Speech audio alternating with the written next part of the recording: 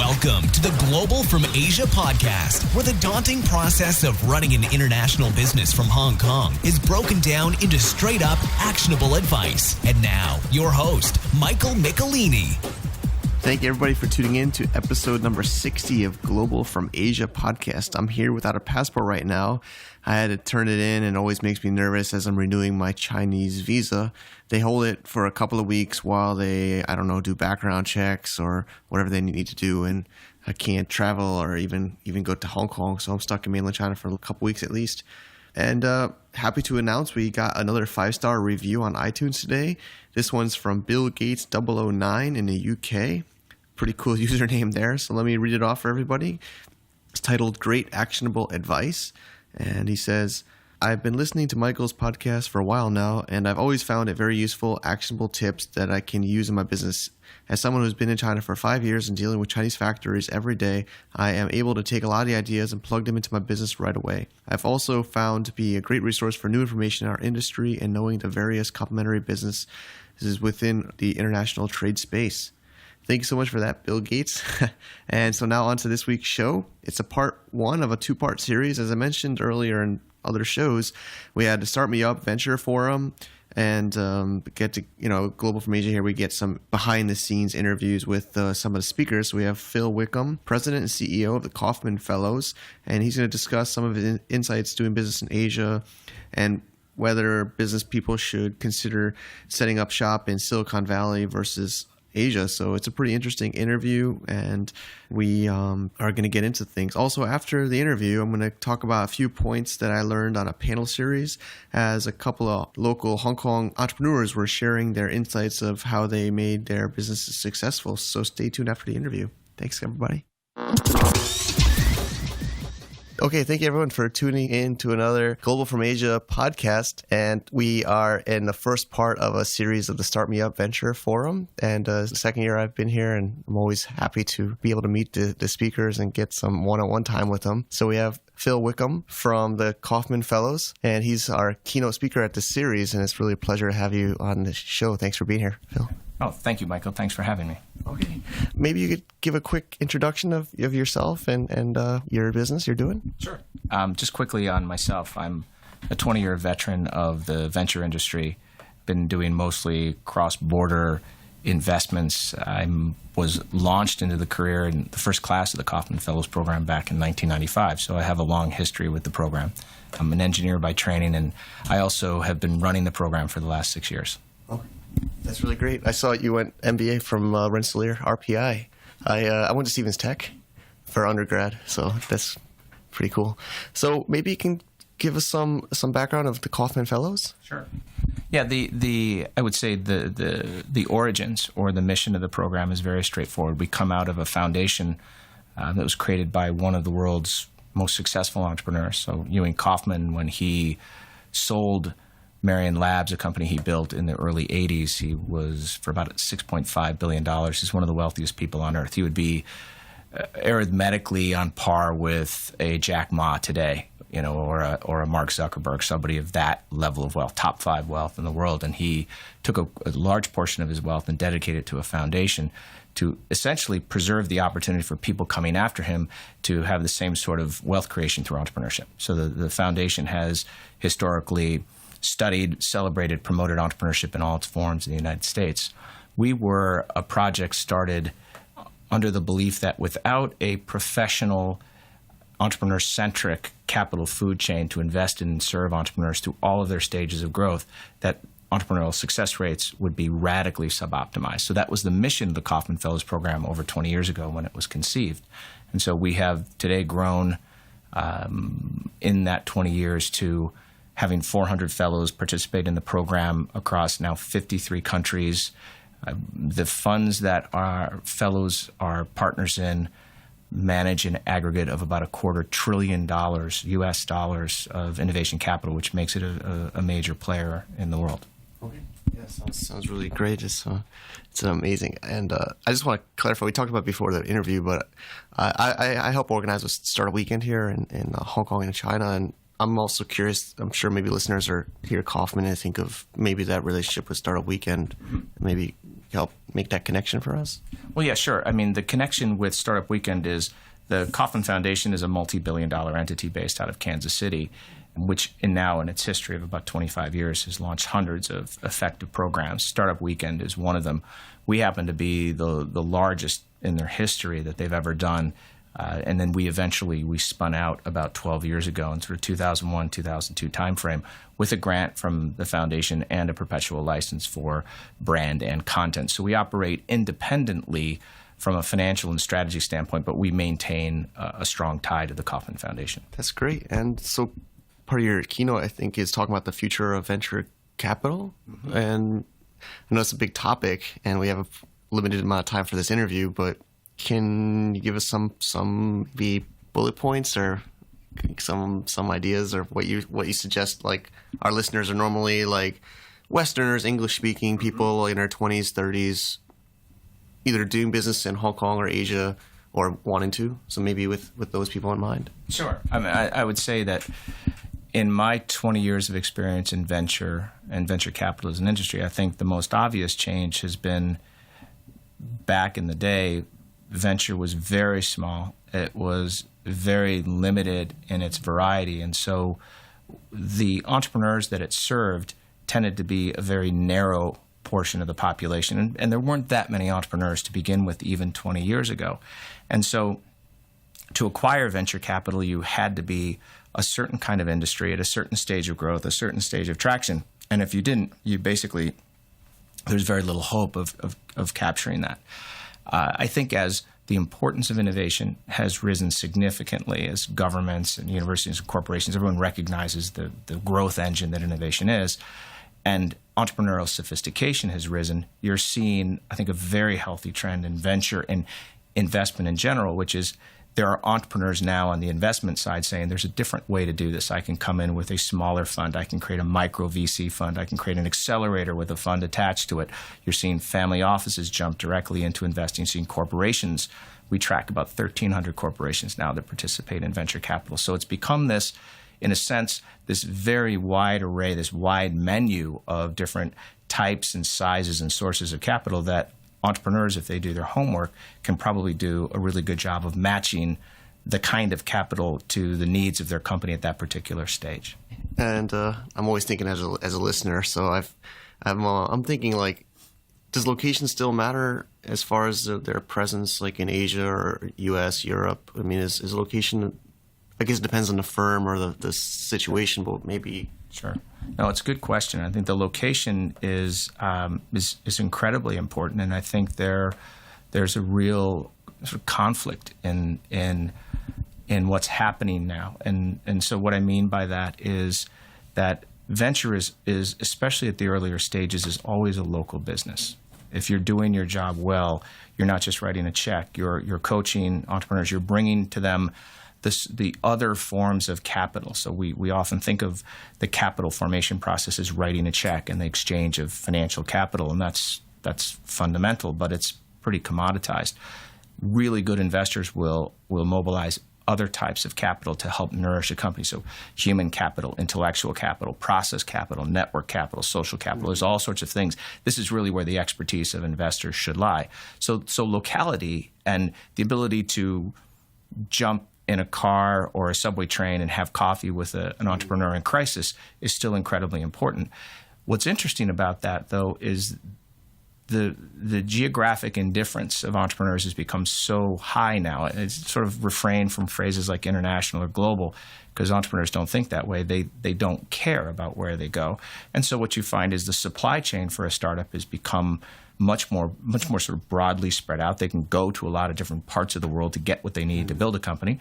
And in concert with that, from their demand chain, they can go to a lot of places to distribute and sell their companies. So these companies become global very quickly, but yet there really isn't a global solution for how you build syndicates that will help you in those different parts of the world. Yeah, exactly. I feel like a lot of people listening are in that like location independent. There's like this group of people that will work out of Starbucks anywhere in the world, and they're sometimes lifestyle entrepreneur is more like, I think they're almost different than like a scalable venture-backed startup. So they're two different kinds of groups, right? I mean, is there location independent venture backed? Is that I mean, it's kind of a strange one, but I don't think so. I mean, there are a rare few venture capitalists who will do things all over the world, but you could probably count them on one hand. For the most part, one of the things that entrepreneurs need to remember, and this is often overlooked, is that your investor, your venture capitalist, is a business just like you. And so while it feels like you're getting funding from the heavens, actually you're just structuring a business partnership. And that venture capitalist needs to be successful in their business model. Their business model requires as many of their companies being financially successful as possible. And so if they have a choice between an intriguing company that is around the corner from them and a similarly intriguing company that's a 5,000-mile flight, they're almost never going to choose the one that's so far away, because it just increases the risk of that company failing. And that's just a reality of the marketplace. Got it. Interesting. I've read your bio, so you've spent time in Japan and Korea. How about Hong Kong? And maybe I'm going to kind of dig into this a little bit, but I'm sure you've been to Hong Kong before, and maybe some of your background in Asia? Sure. So yes, I ended up living in Japan. I spent a little bit of time in Korea professionally, but I ended up living in Japan for about 3 years after college. And like a lot of people, grew up with a particular interest in a place. My interest was in Japan, and I've maintained a very close relationship there. I have an office in Japan. I've probably been to Asia 100 times. Several of those occasions I'll come through Hong Kong because I have contacts and friends here. And I think what's really interesting for me, because in my role as CEO of the Kauffman Fellows program, we work in about 75 city cells, ecosystems across these 53 countries. Hong Kong wasn't really on the radar screen for many, many years. You think of Hong Kong as a very sophisticated city from a cultural standpoint, a financial services standpoint, a global trade standpoint, but it was never really seen as a hub of innovation. But it's coming along very quickly, and it has a tremendous number of natural competitive advantages that could allow the city to further accelerate its sophistication, its role in innovation. Sure. So I'm thinking, like, when you were first in Tokyo or Japan, and I feel like I've never been to Japan. Mm-hmm. Well, I've actually been to Okinawa, which I don't know if I count as Japan, but is like Hong Kong kind of like coming up, like maybe other more, I feel like Korea and Japan are more, I want to say more advanced, but more progressed in like innovation. Is maybe Hong Kong in line behind that, or am I? No, it's a good question. I'm the way that I would think about Hong Kong vis-a-vis not just other Asian cities, but cities in general, is it's hard to compare, because Japan has a wonderful history post-World War II of innovation that was snuffed out by the security of big companies, and it's also been impeded by some challenging policy issues, tax issues, bankruptcy issues that don't really encourage young companies to grow and innovate, and for a whole bunch of reasons. I think that Hong Kong is a better comparison to New York, right? Where New York was a sophisticated urban center with a great deal of global trade, media, financial services, advertising, and these are the industries that are being disrupted right now by innovation.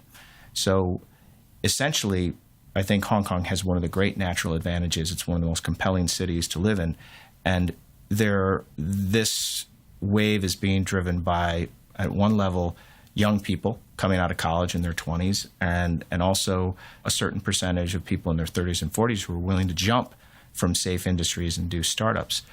New York has proven they can do that to a certain level now. They're about 10 to 12 years ahead of Hong Kong, and the challenge for Hong Kong will be, can they keep the great people that they have on the innovation side, and can they attract others from different parts of the world the way New York has? They should be able to, because again, it's such a compelling place to live. Yeah. Hong Kong is amazing. Like, it's so much different culture, and it's like a melting pot, like maybe like New York too. And so I also in your bios, you're in the Silicon Valley Startup Entrepreneurs group or association, and. Actually, I see some on my Facebook feed. A lot of Hong Kong startups like posting their like progress. So they're just a lot. They're still trying to go to like the valley. I think everybody in the world is still trying to go to the Valley, and I'm just kind of curious, maybe it could be like a closing point. Maybe I kind of choose Asia over the Valley for myself, and I don't know if I'll never be able to compare my life to the others, but maybe some people in there sitting there listening, like, should I go to Asia and do my business, or should I maybe try to go to the Valley and make it? I mean, I don't know what we should consider. Well, I think there's a couple ways to answer the question of whether you should be in Silicon Valley or Asia or Latin America is a very compelling place these days. Eastern Europe, there's so many cool places in the world to go to. I think if you're going to make a decision based on a startup, recognize that the startup you're going to launch, if it's successful, is probably a 10-year journey. And you're probably going to work harder than you've ever worked in your life. You're going to have a ton of stress and uncertainty. You're going to have outsized rewards and a sense of accomplishment, all of these sorts of things. You probably need to be in the place that personally makes you happy. That's a good place to start. If you're more excited about Hong Kong than Santa Clara, be in Hong Kong. And I think the second set of issues you have to consider is what is in the best interest of my company. And again, it comes back to demand and supply, right? Is what resources do I need to build my company? And then where am I best positioned to sell my product? The nice thing is a lot of the stuff that people are doing these days in the way of products are very sort of decoupled from where you are geographically, because you can use the internet to distribute and sell. So that's the way I would answer that question. I'm inherently allergic to people just falling in love with the mecca of Silicon Valley. It is a remarkable place. It's not smarter than any other place. It's just a lot more wise. It's just been through a lot more. And so it's easier to find somebody who's been doing it for 30, 40, 50 years, who's seen 6 or 7 up and down cycles, who's looked at hundreds and hundreds of companies.